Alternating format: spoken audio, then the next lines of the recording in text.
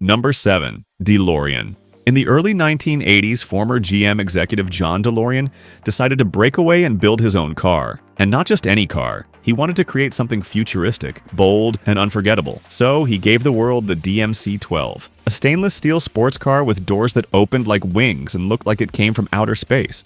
Sounds cool, right?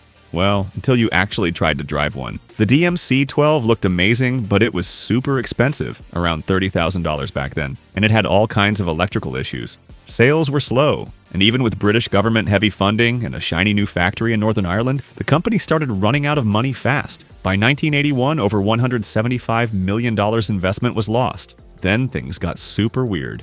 In 1982, John Delorean was caught in an FBI sting trying to fund his company with a suitcase full of cocaine that was worth approximately $24 million, because his company was $17 million in debt at the time. John Delorean was later found not guilty, but by then, the damage was done. The company filed for bankruptcy and ceased operations in 1984. Today, most people just remember it as the time-traveling car from the popular movie Back to the Future.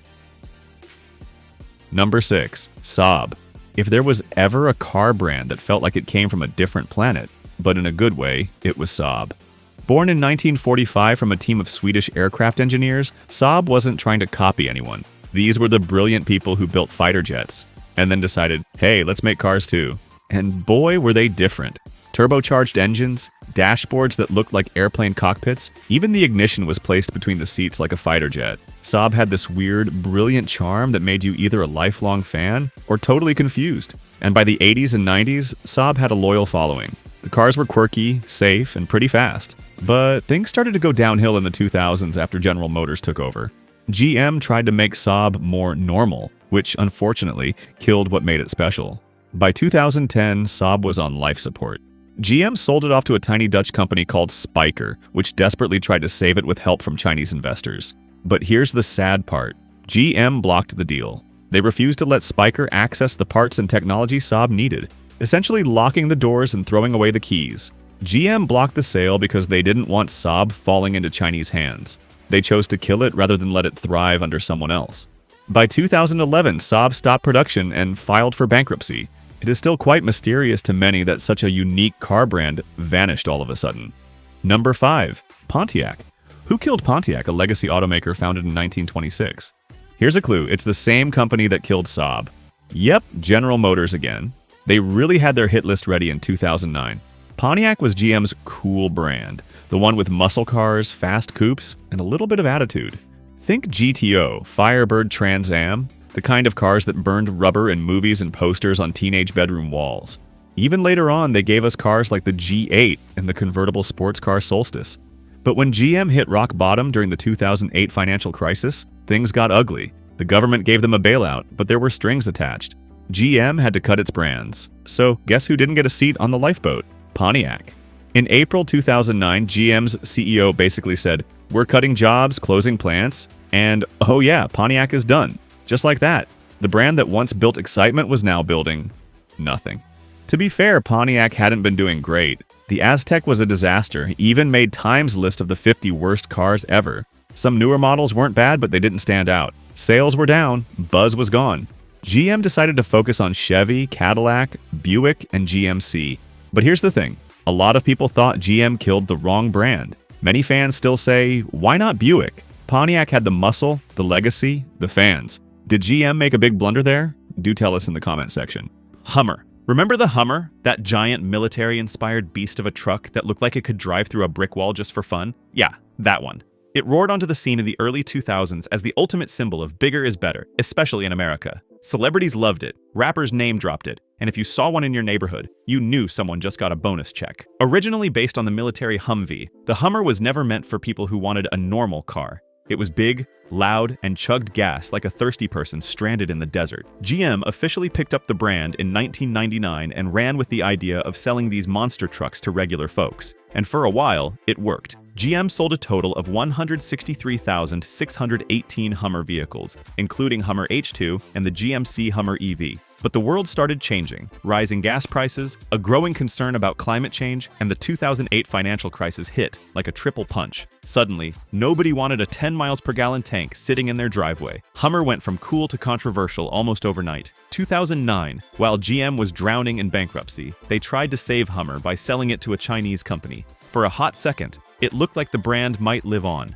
But the deal fell through, reportedly because it just didn't make financial sense anymore. And just like that, Hummer's fate was sealed in 2010. Before we reveal the final three, make sure to leave a like and share your thoughts on the most shocking car brand exit we've mentioned so far. Number 3.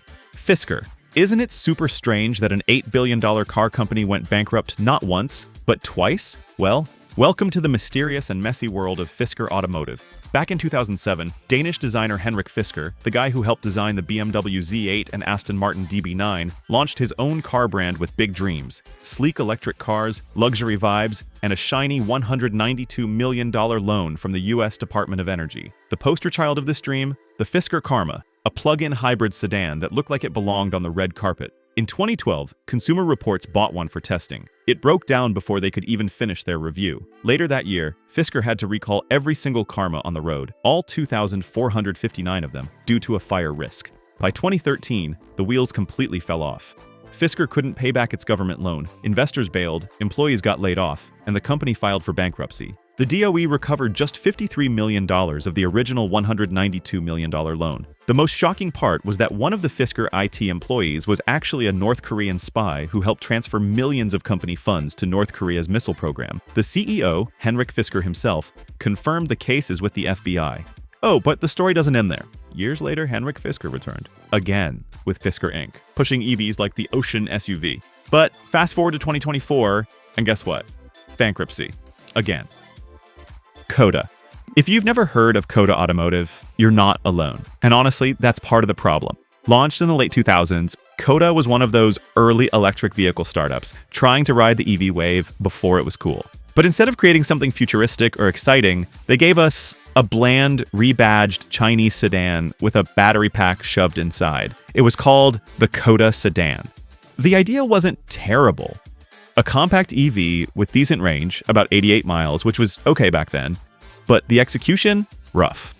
The interior was cheap, the ride felt outdated, and the hefty price tag of $37,000 was impossible to justify. Coda also had major supply chain issues. Delays, battery problems, and limited production meant very few cars ever actually hit the road. And when they did, well, let's just say no one was rushing to post Coda unboxing videos on YouTube. By 2013, Coda was out of cash, out of buyers, and out of time. They filed for bankruptcy after selling only around 100 cars. Number 1. Oldsmobile. Oldsmobile was basically the grandpa of American car brands. Founded way back in 1897. This was the brand that gave us real innovation. The first automatic transmission, iconic rocket badges, and muscle car legends like the 442. In its prime, Oldsmobile was a jewel in General Motors' crown. Fast, stylish, and way ahead of its time. But by the late 90s, Oldsmobile had lost the plot. Its lineup became a confusing mix of bland sedans and forgettable crossovers. Younger buyers weren't interested, and older buyers had moved on. In December 2000, GM finally admitted what everyone already suspected. Oldsmobile was on the chopping block. They announced a slow, planned phase-out, hoping no one would notice as they quietly pulled the plug. Over the next few years, Oldsmobile models were either canceled or awkwardly rebadged under Buick or GMC. The last Olds ever built, a red 2004 Alero convertible, rolled off the Michigan assembly line on April 29, 2004. No party, no big farewell tour, just a press release announcing the end of a brand that died too soon. If you enjoyed this video, here's another one you'll love. Thanks for watching.